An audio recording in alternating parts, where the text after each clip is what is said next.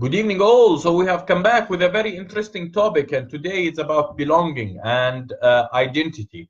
And this is one of the most important topics that a lot of people question across all the time. So they will always ask you, where are you from, or what are the ideas that you believe in, or who you are. And in order for people to be able to dismantle their identity and understand the different factors that affected and shaped their identity, I must say the following. So with this, I shall start. So basically, identity is a very complex thing. And some people have a very strong belief about a particular cause or a particular place or a particular group. However, others have a less commitment to that group. So in order for us to understand this, it's always people, when they ask me, what do you belong to, I start saying that I belong to a group of values rather than a particular individual or a particular country or a particular city. So I say I belong to justice, I belong to innovation, I belong to science, I belong to cooperation. I belong to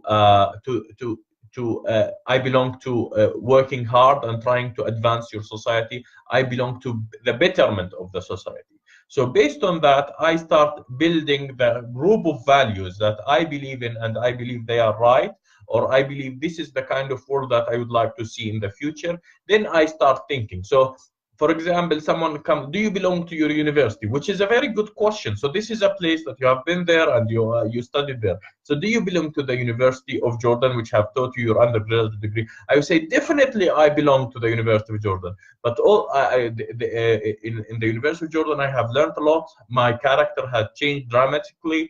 I have been winning several prizes and so on. And so and I belong to the university by far, but of course I would like to see the more contribution from the university in terms of R&D. Of course I would like to see that there is more contribution in terms of practical work. But would I deny my identity for the University of Jordan? I would say never. I will never deny my identity and my belonging to the University of Jordan. But would someone ask me, would you spend your life defending the University of Jordan? I might say and yes, and I might say no. It's actually depending on the situation. But I will always say I will spend part of my life, or I will do some kind of contribution to the place that I have been taught and to the place that have been contributing to my upbringing and my understanding and my thought and my knowledge. This is the same all over. Do I belong to my family? And this is a very good example. So this is an example about my father. My father used to be a smoker, and from time to time he wanted me to go and buy cigarettes for him. So at one point we told him, if I went out and bought some cigarettes for you, and I was under 18, maybe I will end up smoking. And if I did not end up smoking, you will not find someone to stop you from smoking, and you will keep smoking. And it is good if I just show some level of obstacle or some level of hardness in terms of your access to cigarettes or your access to nicotine. So long story short, he accepted that I will not buy cigarettes for him, and he thought this is better for the society, and this is better for the family. And it was just about what was the level of commitment for that? It was just about going out and buying cigarettes for your father, which will not take 1 minute or so on.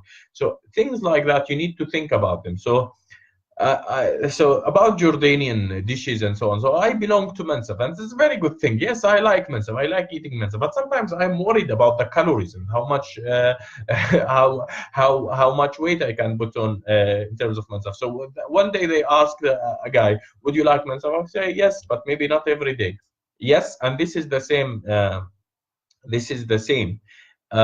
We all belong to a group of people. We all belong to a certain principles. We have a very strong feeling about our countries and our places. So of course I'm always thinking what would be the future of Jordan.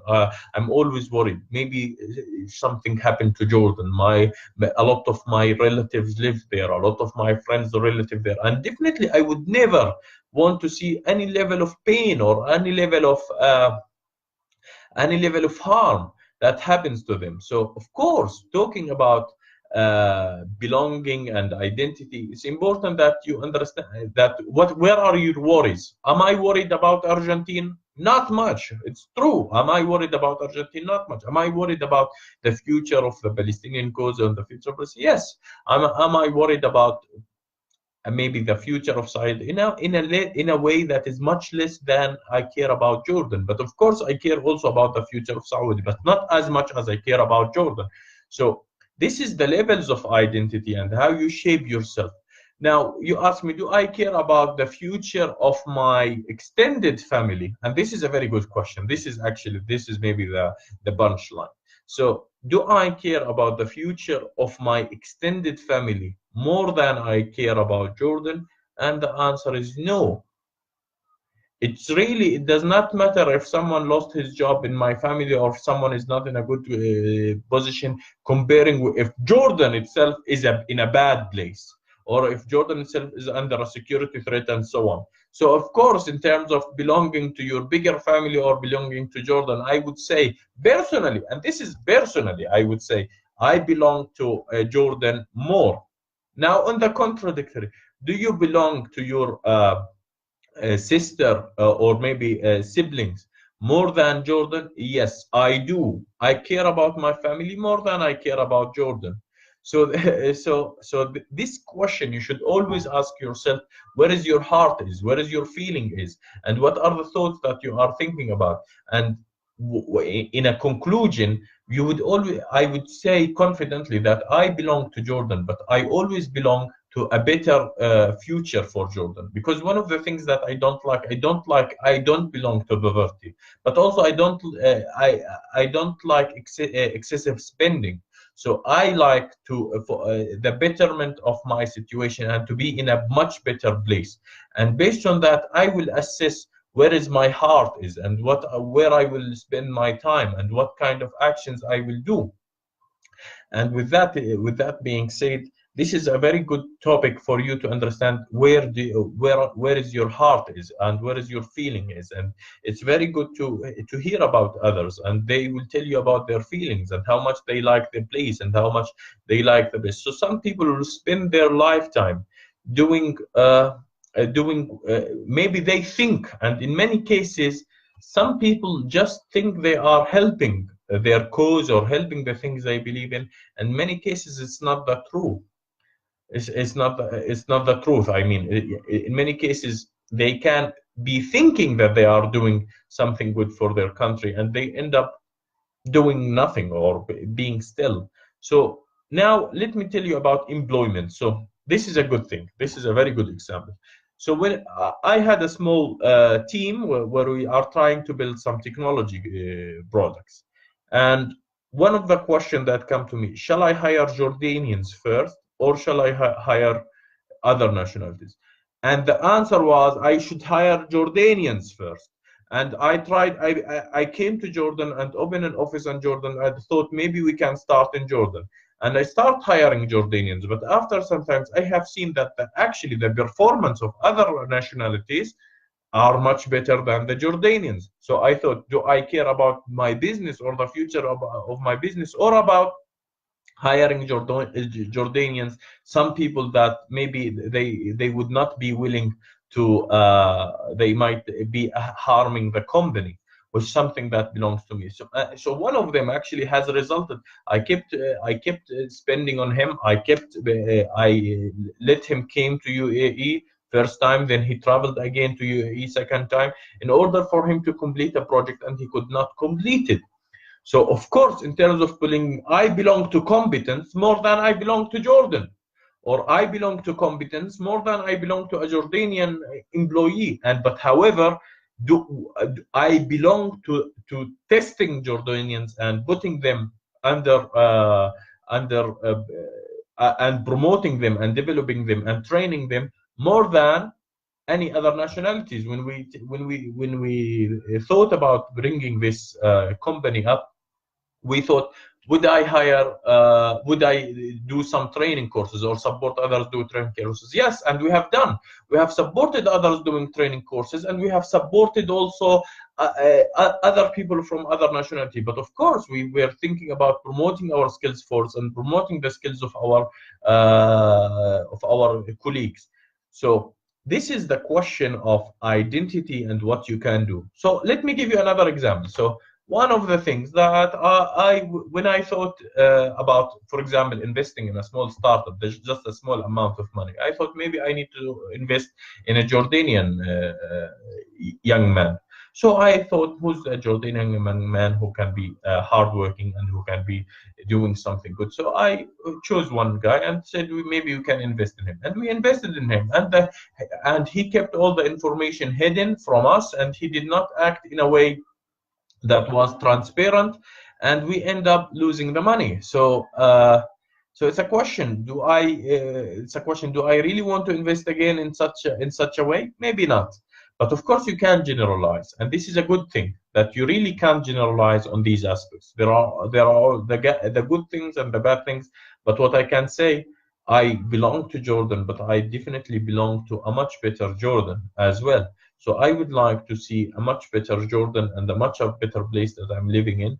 And I would like to see a place that is competitive, a place that is innovative, a place that is solving its own problems continuously, rather than seeing problems accumulating night and day. So this is the kind of environment that I belong to. At least there is a continuous advancement of solving problems. There is a continuous advancement of the betterment of the society. So when people sometimes talk about Turkey, and a lot of people say, why Turkish people like their country or so on? And some people say, oh no, because of Islamic thoughts and other thoughts and so on. No, that could be part of but this could be the ignite of the belonging, of the commitment of Turkish people to their country. They have been there for a very long time. Why this quick jumps happened in the maybe past 15 to 18 years? This happened because there was a continuous advancement of services and income and quality of life for the Turkish people. And they felt it, and they understand it, and they have seen it happening to their lives. Some of them, you go and ask them, you will tell them there is a lot of unemployment. And they will say there is a lot of unemployment and people can't find jobs and so on. But when you come down to things, that you will tell them, actually, your place between 2000 and 2018 is completely different. We have been maybe the 25th largest economy in the world, or now we are the 16th or the 17th largest economy in the world. And by far, Turkish people has felt that. When you tell them politics, they tell you are involved in a lot of problems. They will tell you, no, we had actually a lot of conflicts with people around us, with Greece, with Armenia, and we have managed to make some level of compromises that has helped us to eliminate all political difficulties. But now, new political problems has emerged, so they are trying to solve it. So this is something that we should always be thinking about. I don't know. I have been only 1 week to Turkey. I did not study in Turkey, and I did not, let me say, and it's not like I can say I'm Turkish. No. What I can say that I am Jordanian. I am also Palestinian, who cares about Jordan, who cares about the future, and I care a lot about creating a better future for my country. I care a lot about creating a better society. This is who I am, and this is what I would like to see the world and the future. And for this cause, I am committed. That has been said. I wish you a great evening, and with that, we'll say salam.